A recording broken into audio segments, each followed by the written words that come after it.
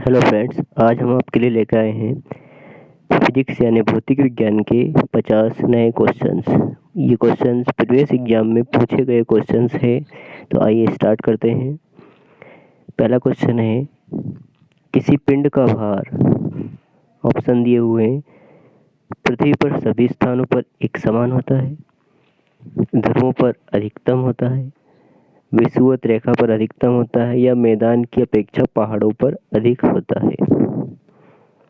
जी हाँ, साथ के साथ आप अपने आंसर भी चूज करते जाइए, जिससे कि पता चलेगा 50 क्वेश्चंस में से आपके कितने सही हो पाते हैं। और हमें कमेंट बॉक्स में ज़रूर लिख के बताइएगा आपके कितने क्वेश्चन सही हुए हैं। तो राइट आंसर आपका हो जाएगा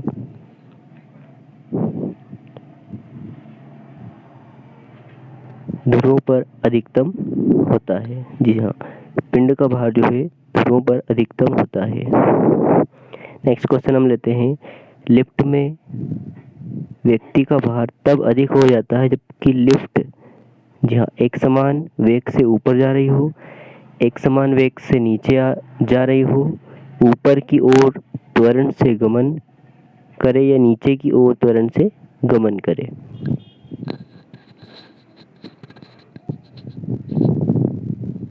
जी हाँ, राइट आंसर आपका हो जाएगा, लिफ्ट में व्यक्ति का भार अधिक हो जाता है जब नीचे की ओर त्वरण के साथ जो है गमन करे। नेक्स्ट क्वेश्चन हम लेते हैं, किसी पिंड को पृथ्वी से चंद्रमा पर ले जाने पर उसका द्रव्यमान भिन्न होगा किंतु भार वही रहेगा। उसका द्रव्यमान व भार दोनों में अंतर हो जाएगा। उसका द्रव्यमान वही रहेगा किंतु भार भिन्न हो जाएगा। उसका द्रव्यमान व भार दोनों पूर्ववत ही रहेंगे।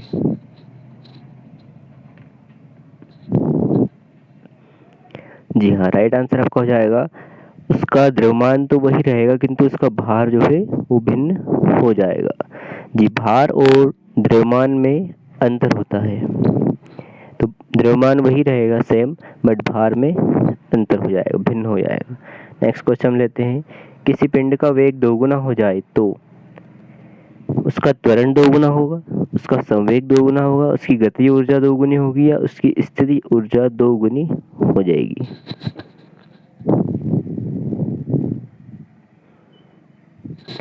तो राइट आंसर आपका हो जाएगा, उसका संवेग दोगुना हो जाएगा। किसी पिंड का वेग दोगुना होने पर उसकी गति ऊर्जा दुगनी हो जाएगी, आधी रह जाएगी, 4 गुनी हो जाएगी, या 1/4 रह जाएगी। तो राइट आंसर आपका हो जाएगा 4 गुनी हो जाएगी। किसी पिंड का वेग दोगुना होने पर उसकी गति ऊर्जा जो है 4 गुनी हो जाती है। जी हाँ दोस्तों, ये 1/2 mv² के थ्रू हम निकाल सकते हैं। नेक्स्ट क्वेश्चन आपका हो जाएगा, वायुमंडलीय दाब को मापने के लिए आवश्यक यंत्र कौन सा है? द्रव घनत्व मापी, बेरोमापी, आर्द्रता मापी, या ऊंचाई मापी? तो राइट आंसर आपका हो जाएगा बेरोमीटर की आवश्यकता होती है हमें वायुमंडलीय दाब को मापने के लिए। नेक्स्ट क्वेश्चन हम लेते हैं, किसी पिंड का अधिकतम भार वायु में होगा, जल में होगा, हाइड्रोजन में होगा, या निर्वात में होगा? राइट आंसर आपका हो जाएगा निर्वात में। जी हाँ, निर्वात में किसी भी पिंड का भार जो है अधिकतम होता है। नेक्स्ट क्वेश्चन, एक जल से भरे बीकर में बर्फ का टुकड़ा तैर रहा है। बर्फ के पिघलने के बाद जो बीकर का जो जल है, उसका जो तल है, उसमें क्या परिवर्तन जो है आपको दिखेगा? तो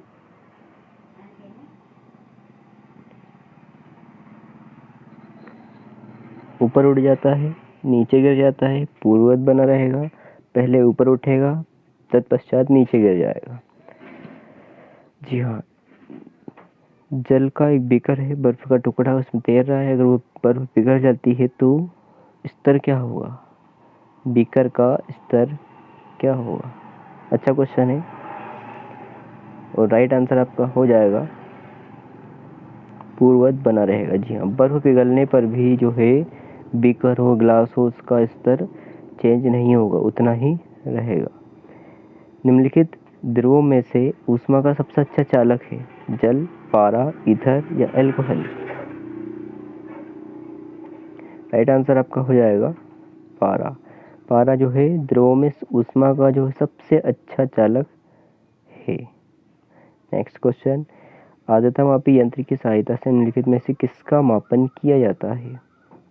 ध्रुवों का अपेक्षिक घनत्व मापा जाता है, दूध की परिशुद्धता मापी जाती है, अपेक्षिक आर्द्रता मापी जाती है, वायुमंडलीय दाब मापा जाता है। राइट आंसर आपका हो जाएगा अपेक्षिक आर्द्रता। जी हाँ, देखिए दूध की परिशुद्धता के लिए हम लेक्टोमीटर का यूज करते हैं, लेक्टोमीटर। वो वायुमंडलीय दाब अभी हमने ऊपर क्वेश्चन किया था इसका। तो नेक्स्ट क्वेश्चन हम लेते हैं, निम्नलिखित में से किसकी विद्युत चुंबकीय तरंगों की तरंगदैर्घ्य यानी कि जो वेवलेंथ होती है सबसे लंबी होती है? वेवलेंथ सबसे लंबी परावैंगनी किरणों की, प्रकाश किरणें, गामा किरणें या अवरक्त किरणें? तो राइट आंसर आपका हो जाएगा अवरक्त। निम्नलिखित में से किसकी विद्युत चुंबकीय तरंगों की तरंगदैर्घ्य यानी कि वेवलेंथ सबसे लंबी होगी? सबसे लंबी किसकी होती है? परावैंगनी किरणों की होती है, प्रकाश किरणों की, गामा किरणों की या अवरक्त किरणों की होगी? तो आपका जो राइट आंसर है वो हो जाएगा अवरक्त। अवरक्त किरणों की वेवलेंथ जो है सबसे। नेक्स्ट क्वेश्चन है, पूर्ण सूर्य ग्रहण में सूर्य का कौन सा भाग दिखाई देता है? जी हाँ, जो सूर्य ग्रहण होता है उसमें सूर्य का जो हमें भाग दिखाई देता है वो कौन सा दिखता है? तो कोई भाग नहीं, किरीट जिसे कोरोना बोलते हैं, वर्णमंडल, प्रकाश मंडल। राइट आंसर आपका हो जाएगा पूर्ण सूर्य ग्रहण के समय जो हमें दिखता है वो होता है कोरोना यानी कि किरीट, सूर्य किरीट। नेक्स्ट क्वेश्चन हमारा लेते हैं, समतल दर्पण द्वारा बनी प्रतिबिंब, समतल दर्पण के द्वारा जो प्रतिबिंब बनता है वो होता है वास्तविक होता है, आभासी होता है, पटल पर बनता है, वस्तु से जरा सा छोटा बनता है? तो समतल दर्पण की हम बात कर रहे हैं, कैसा प्रतिबिंब बनेगा? राइट आंसर आपका हो जाएगा आभासी। जी, आभासी के साथ हमेशा सीधा भी बनता है, आभासी व सीधा। नेक्स्ट क्वेश्चन हम लेते हैं, दंत चिकित्सक का दर्पण बेलनाकार दर्पण होता है, समतल दर्पण होता है, उत्तल दर्पण होता है, अवतल दर्पण लगा होता है? हम कह सकते हैं कि जो डेंटिस्ट होते हैं उनका जो यंत्र होता है उसमें किस टाइप का दर्पण लगा होता है? तो राइट आंसर आपका हो जाएगा अवतल दर्पण। जी, नाक, कान, गले सभी जो डॉक्टर होते हैं इनके यंत्रों में अवतल दर्पण लगा होता है।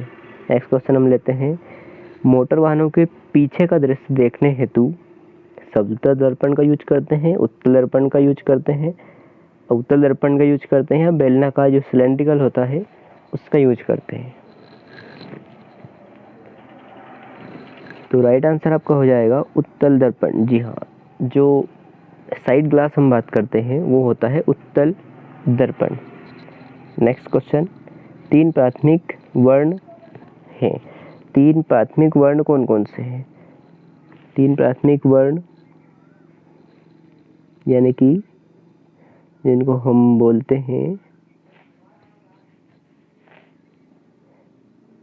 राइट आंसर आपका हो जाएगा नीला, हरा और लाल, RGB हम कहते हैं, रेड, ग्रीन और ब्लू। ये तीन कलर जो होते हैं वो प्राथमिक कलर होते हैं। नेक्स्ट क्वेश्चन हम लेते हैं, कैमरे का कौन सा भाग मानव नेत्र के दृष्टिपटल यानी कि जो रेटिना होता है उसके समान होता है? कैमरे का कौन सा भाग होता है ऐसा? लेंस, फिल्म, द्वारक या शटर? राइट आंसर आपका हो जाएगा फिल्म। नेक्स्ट क्वेश्चन, पुरुषों की अपेक्षा स्त्रियों के स्वर के तीक्ष्ण होने के कारण उसकी आवृत्ति जो उच्च होती है, उच्च आयाम होते हैं, निम्न आवृत्ति होती है या कमजोर वाक तंतु होते हैं? क्या कारण है कि पुरुषों की अपेक्षा स्त्रियों के स्वर के तीक्ष्ण होना जो होता है उसका क्या कारण है? तो राइट आंसर आपका होगा उच्च आवृत्ति। आवृत्ति उच्च होती है। नेक्स्ट क्वेश्चन, ध्वनि का अधिकतम वेग, यहाँ पे वेग है ये, ध्वनि का अधिकतम वेग निर्वात में होता है, वायु में होता है, जल में होता है या इस्पात में होता है? ध्वनि का अधिकतम वेग, जी हाँ, राइट आंसर आपका हो जाएगा इस्पात में। इस्पात में ध्वनि का वेग सर्वाधिक होता है। माक संख्या, मैक नंबर का संबंध है। ये माक जो लिखा है उसको आप कहीं पे ऐसा भी देखेंगे, मैक संख्या किससे संबंधित है? तो ध्वनि के वेग से संबंधित है, या जलयान के वेग से संबंधित है, वायुयान के वेग से संबंधित है, या अंतरिक्ष यान के वेग से संबंधित है? मॉक संख्या। तो राइट आंसर आपका हो जाएगा वायुयान के वेग से संबंधित है। नेक्स्ट क्वेश्चन हम लेते हैं, निम्नलिखित में से कौन सी युक्ति विद्युत ऊर्जा को यांत्रिक ऊर्जा में परिवर्तित कराती है? डायनेमो, ट्रांसफार्मर, विद्युत मोटर या प्रेरक? जैसा कि दोस्तों हम आपसे पहले ही कह चुके हैं, सारे क्वेश्चन कहीं ना कहीं किसी न किसी एग्जाम में पूछे जा चुके हैं। तो क्वेश्चन काफ़ी अच्छे क्वेश्चंस हैं और इसी प्रकार हम आपके लिए आगे भी लेके आएंगे क्वेश्चंस। तो राइट आंसर आपका हो जाएगा विद्युत मोटर। विद्युत मोटर एक ऐसी युक्ति है विद्युत ऊर्जा को यांत्रिक ऊर्जा में चेंज करती है, परिवर्तित करती है। नेक्स्ट क्वेश्चन हम लेते हैं, लाउड स्पीकर में ऊर्जा का परिवर्तन, लाउड स्पीकर में ऊर्जा का परिवर्तन इसी प्रकार का क्वेश्चन है, ध्वनि से यांत्रिक तत्पश्चात विद्युत ऊर्जा में होता है, विद्युत से यांत्रिक तत्पश्चात ध्वनि ऊर्जा में होता है, ध्वनि से विद्युत तत्पश्चात ध्वनि ऊर्जा में होता है, या यांत्रिक से ध्वनि ऊर्जा में होता है? जी हाँ, राइट आंसर आपका हो जाएगा विद्युत से यांत्रिक और फिर ध्वनि ऊर्जा में होता है। विद्युत ऊर्जा से पहले यांत्रिक यानी कि हमारे लाउड स्पीकर में, उसके बाद वो ध्वनि में चेंज होता है। नेक्स्ट क्वेश्चन है, ऊर्जा, यांत्रिक ऊर्जा को विद्युत ऊर्जा में परिवर्तन करने वाली युक्ति कहलाती है? यांत्रिक को विद्युत ऊर्जा में जो चेंज करती है उस युक्ति को हम कहते हैं, जी हाँ, क्या कहते हैं उसको हम? तो राइट आंसर आपका डायनेमो हो जाएगा। यांत्रिक को विद्युत में चेंज अगर करना है तो उसके लिए हमें डायनेमो की आवश्यकता पड़ती है। नेक्स्ट क्वेश्चन है, विद्युत परिपथ में फ्यूज का कार्य बिजली के झटके से बचाता है, धारा का प्रवाह है को नियमित करता है, अतिभारण यानी कि ओवरलोडिंग या लघुपतन की स्थिति को जो है स्थिति में परिपथ को भंग करता है, या फिर ऐसा कुछ नहीं होता है? तो राइट आंसर आपका होने वाला है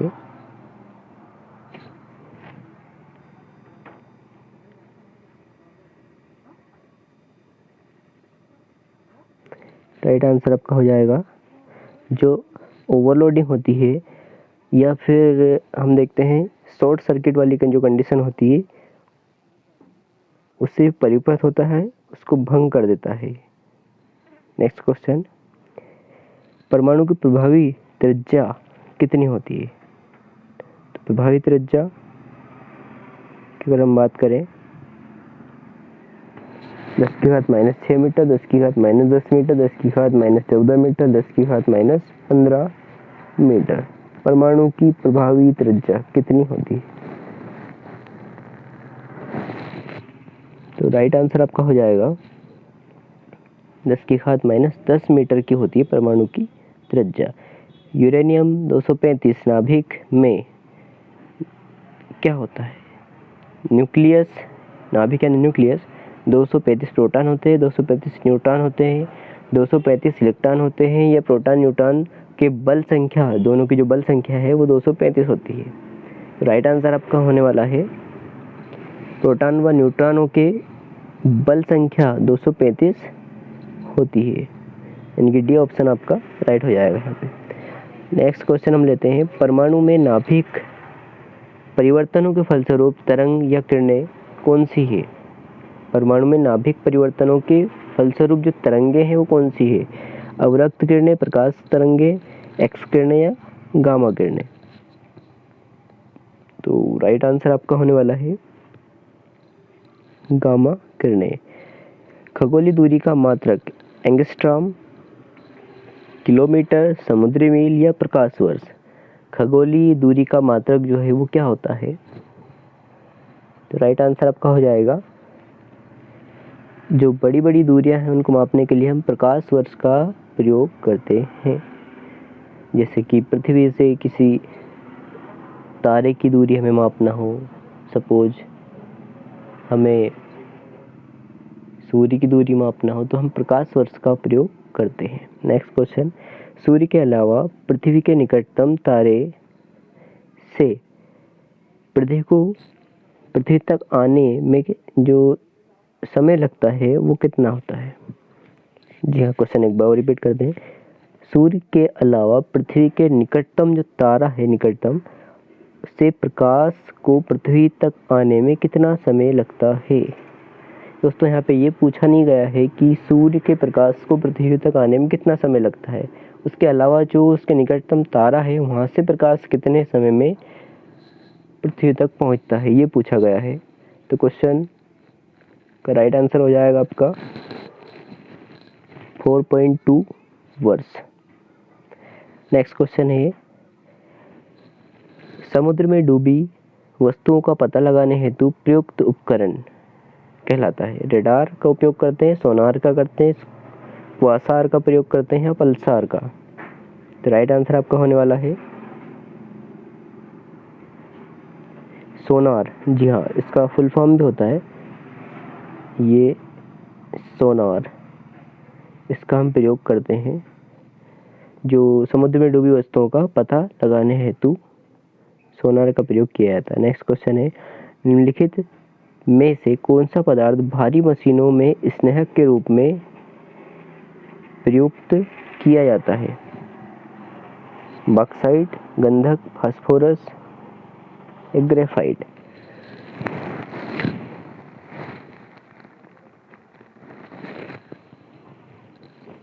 जो आपने देखा होगा, भारी जो मशीनें हैं जिनमें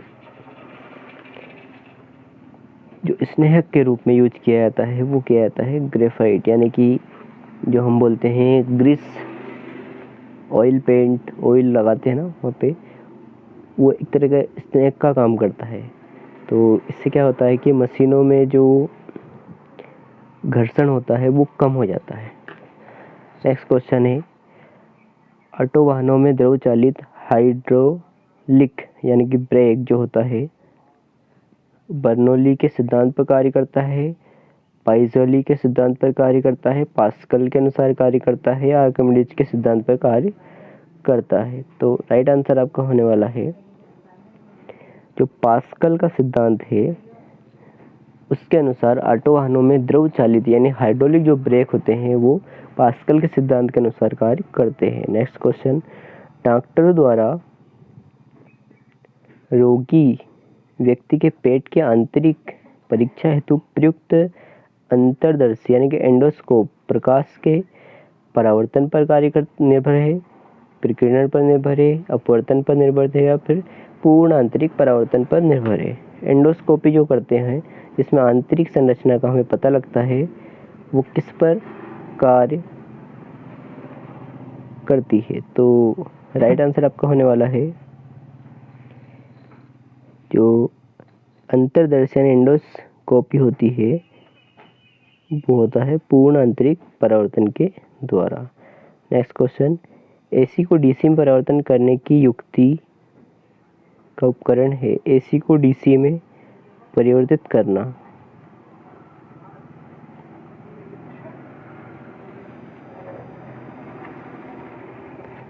तो राइट आंसर आपका हो जाएगा दिष्ट कार्य, जिसको बोलते हैं रेक्टिफायर।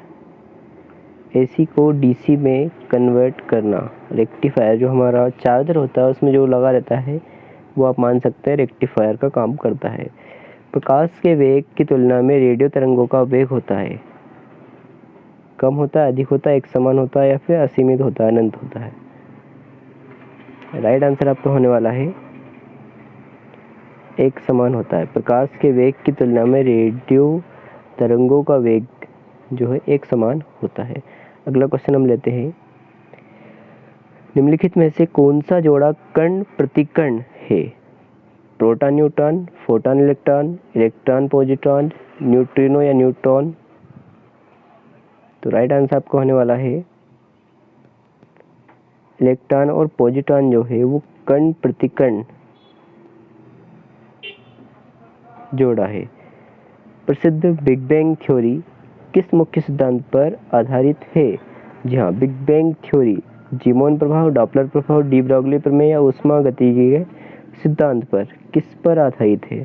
तो राइट आंसर आपका हो जाएगा डॉपलर प्रभाव। डॉपलर प्रभाव पर आधारित है। नेक्स्ट क्वेश्चन, कोबाल्ट 60 से कौन सी किरण निकलती है? अच्छा क्वेश्चन है, कोबाल्ट 60 से कौन सी किरण निकलती है? एक्स किरण, गामा किरण, बीटा किरण या सभी निकलती है? तो राइट आंसर आपका होने वाला है कोबाल्ट 60 से गामा किरण जो है निकलती है। गुरुत्वाकर्षण नियमों के आविष्कारक कौन है? एडिसन, न्यूटन, फेराडे या इनमें से कोई नहीं? जी हाँ, गुरुत्वाकर्षण के जो फेमस नियम है वो किसने दिए थे? तो वो दिए थे न्यूटन ने। न्यूटन के अपने आप में 3 नियम और भी है, गुरुत्वाकर्षण का नियम भी इन्हीं का है। नेक्स्ट क्वेश्चन है हमारा, शून्य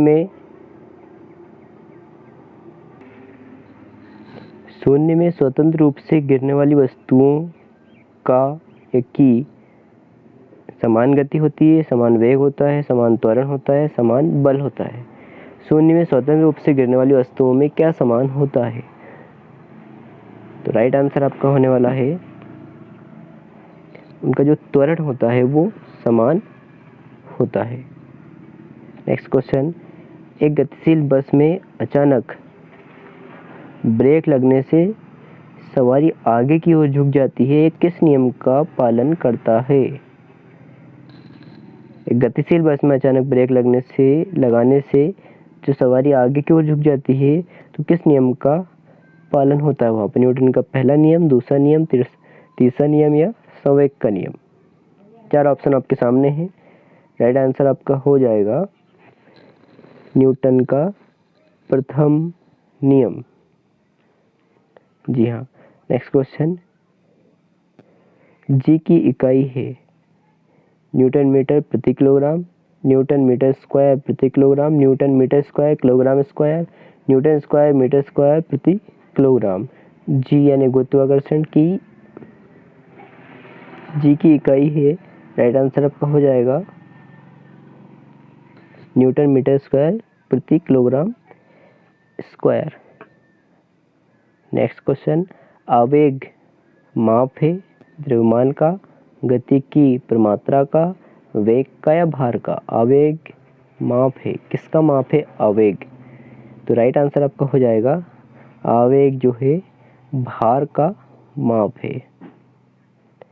नेक्स्ट क्वेश्चन, बल का मात्रक है, बल का मात्रक किलोग्राम प्रति metre second square, kilogram metre प्रति सेकंड स्क्वायर, किलोग्राम मीटर प्रति सेकंड, किलोग्राम मीटर प्रति सेकंड स्क्वायर। तो बल का जो मात्रक है राइट आंसर आपका हो जाएगा किलोग्राम